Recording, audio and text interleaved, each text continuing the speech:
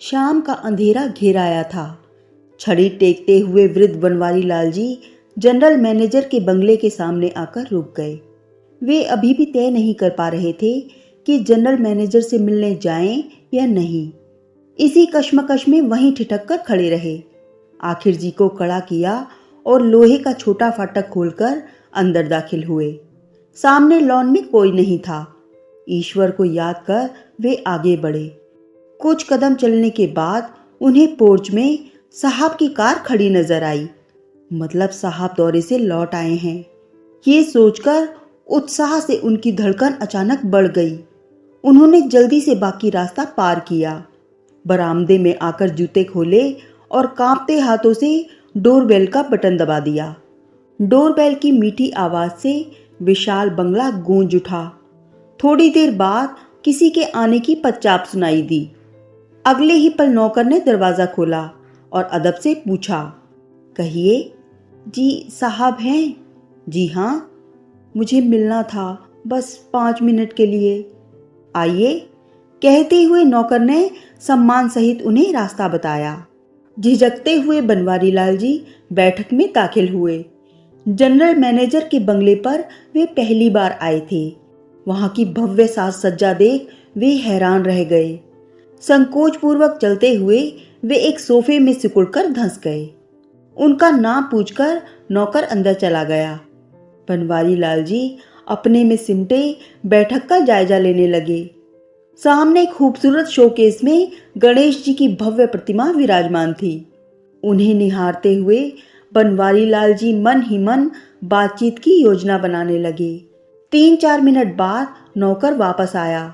उसके हाथ में शरबत की ट्रे थी।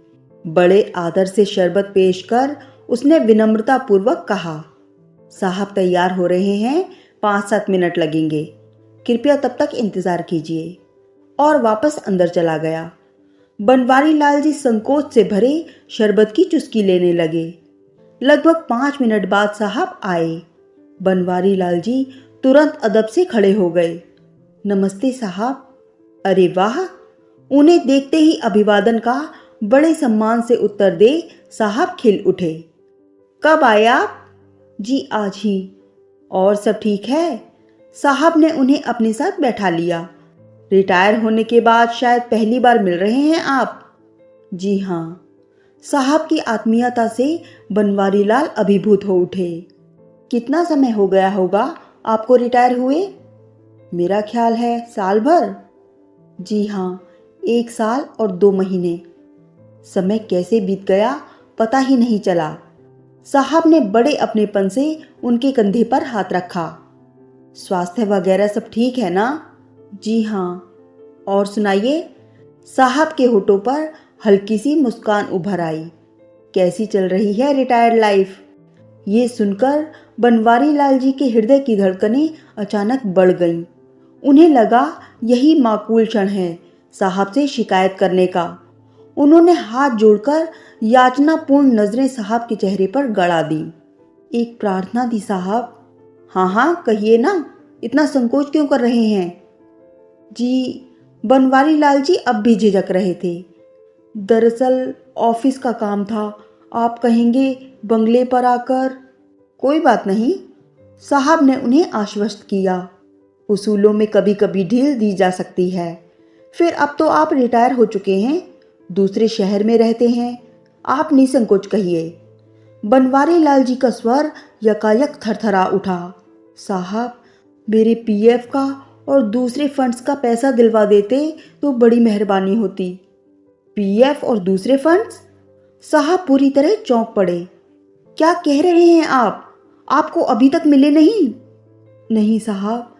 साहब की प्रतिक्रिया से बनवारी लाल को उम्मीद बनती महसूस हुई। अजीब बात है, साहब के चेहरे पर हैरत भरी उलझन उभर आई। साल भर से ज्यादा हो गया और आप अभी तक चुप बैठे हैं? चुप नहीं बैठा साहब। बनवारी लाल जी की उत्तेजना एकदम बढ़ गई। कई बार कोशिश की, 20 चक्कर लगा चुका हूं दफ्तर के, फिर भी नहीं हुआ। नहीं साहब। हद है, साहब झल्ला गए। एक ईमानदार और कर्तव्यनिष्ठ रह चुके कर्मचारी के संग ये सलूक। बनवारी लाल जी की आंखों की चमक बढ़ गई। वैसे साहब ने याददाश्त पर जोर देते हुए अपनी नजरें उनके चेहरे पर टिका दी। फंड्स वगैरह का काम तो राम प्रसाद जी देखते हैं ना? जी हाँ। वो तो आपके दोस्त है ना? जी। बनवारी लाल जी हकलाते हुए बोले। फिर कहा नहीं उनसे कि दोस्त का काम? काहे की दोस्ती साहब? बनवारी लाल जी के कलेजे से ठंडी आह निकल गई। दफ्तर छूटा तो दोस्ती भी टूट गई। चक्कर पर चक्कर लगवाए जा रहे हैं। मैं समझा नहीं, किस बात के चक्कर? अरे फिजूल में ही। बनवारी लाल जी का स्वर कांप उठा। कभी ये जानकारी छूट गई, कभी ये एंट्री गलत कर दी। आपने कहा नहीं कि एक बार सब कुछ तसल्ली से बता दें? कहा था, पर झल्ला जाते हैं। कहते हैं सब लिखा तो है फॉर्म में। हैरत से साहब स्तब्ध हो गए। उन्हीं की कंपनी में, उन्हीं की नाक के नीचे इतने ईमानदार रिटायर कर्मचारी के साथ इतना बुरा सलूक। उनके जबड़े कस गए। बनवारी लाल जी के दिल की धड़कनें बढ़ गईं। कुछ पल चुप रहने के बाद साहब ने हमदर्दी से उन्हें निहारा। मुझे बहुत खेद है बनवारी लाल जी, कंपनी के इतने पुराने और ईमानदार कर्मचारी होने के बावजूद आपको इतनी परेशानियां उठानी पड़ी। आप एक बार मुझसे तो मिल लेते। आप इतना बिजी रहते हैं, महीने में 25-26 दिन अन्य ब्रांचों के दौरे करते हैं। इत्तेफाक से आज आप यहीं थे तो खैर, जो हुआ सो हुआ। मीठी मुस्कान बिखेर साहब ने उन्हें आश्वस्त किया।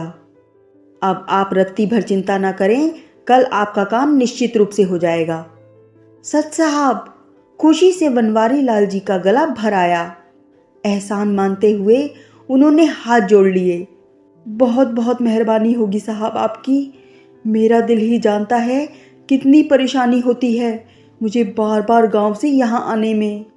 गांव से आने में? साहब एकदम चौंके। मैं समझा नहीं, कौन से गांव से आने में?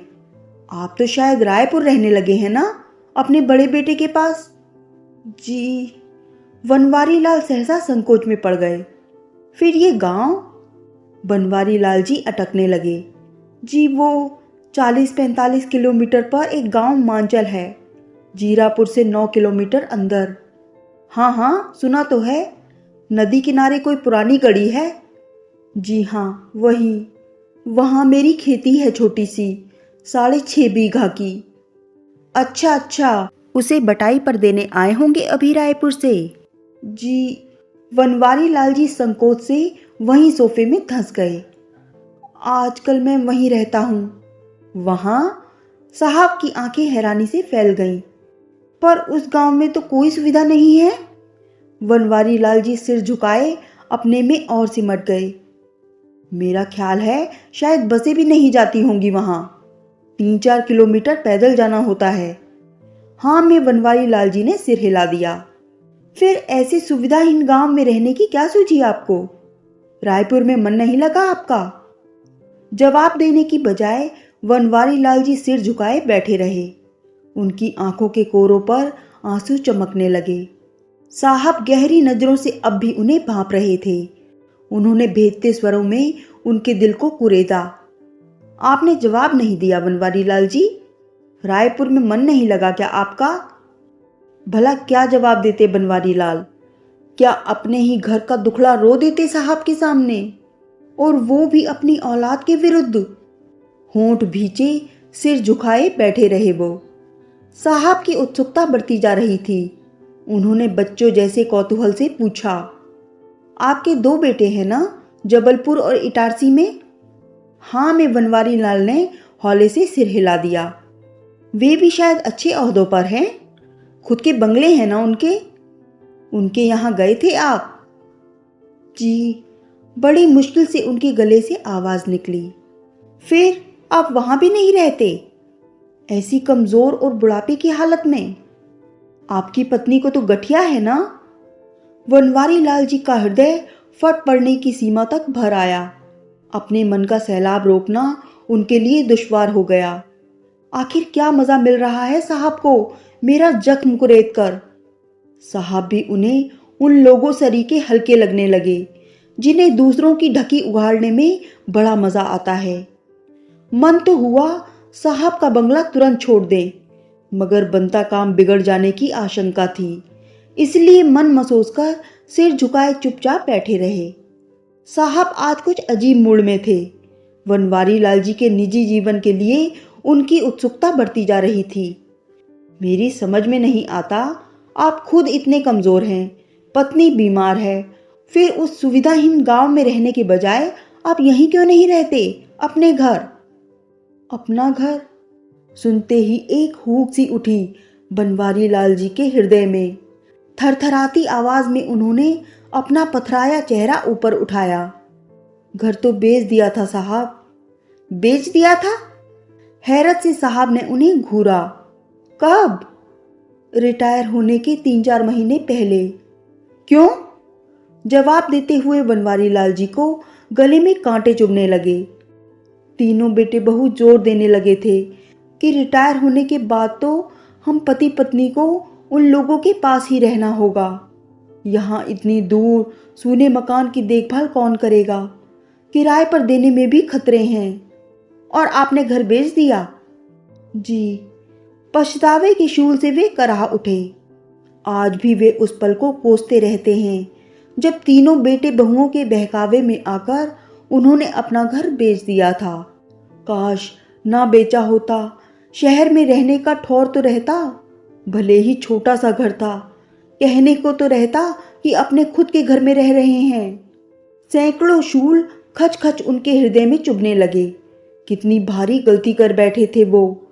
लोग तो जिंदगी भर पैसा पैसा जोड़कर बुढ़ापे के नीड़ का इंतजाम करते हैं, और उन्होंने बना बनाया अपना नीड़ बेच दिया और पैसा बांट भी दिया तीनों में बराबर।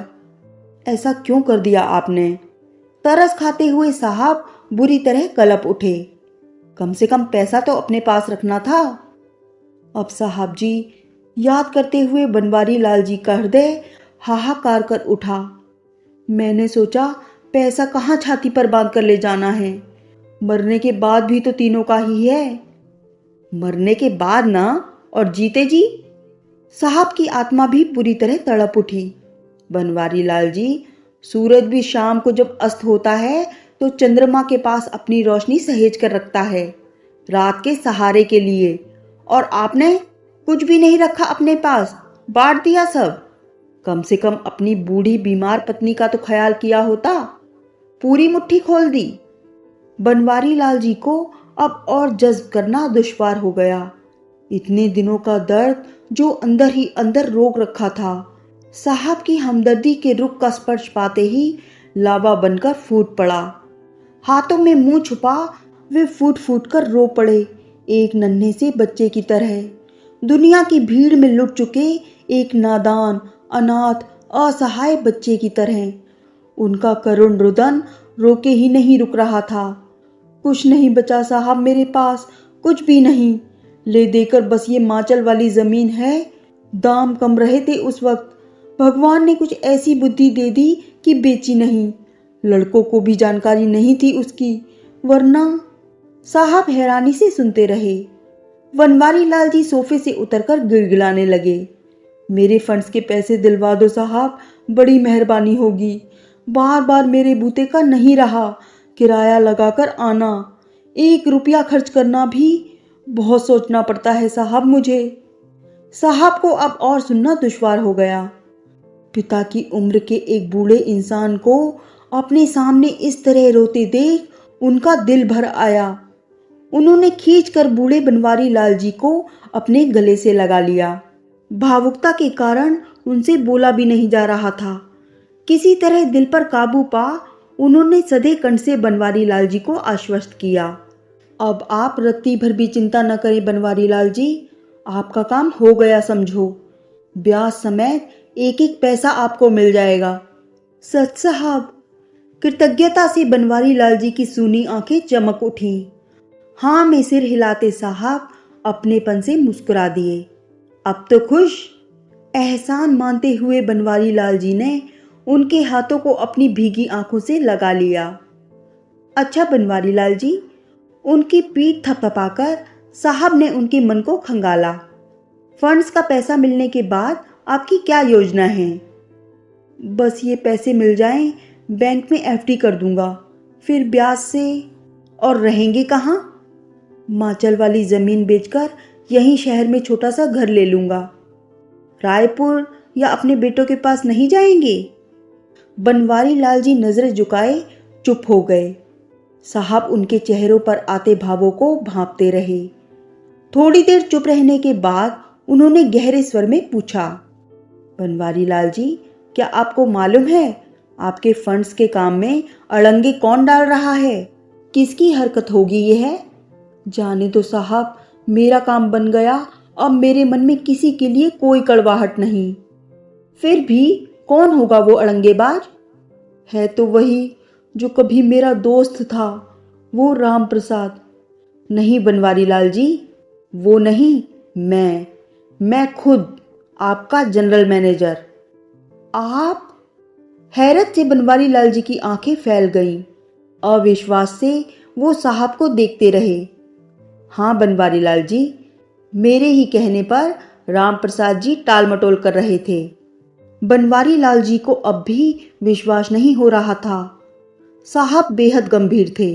वो बोले, आपकी रिटायरमेंट के महीने भर पहले राम प्रसाद जी मेरे पास आए थे और उन्होंने ही ऐसा करने के लिए मुझसे विनती की थी। मगर क्यों? बनवारी लाल जी, साहब की आवाज भारी हो गई। आपकी आंखों पर ममता की पट्टी जो बंधी थी, आप कुछ देख ही नहीं पा रहे थे, मगर राम प्रसाद जी ने सब भांप लिया था। क्या? आपके बेटे बहुओं में से एक भी आपकी सेवा नहीं करने वाला।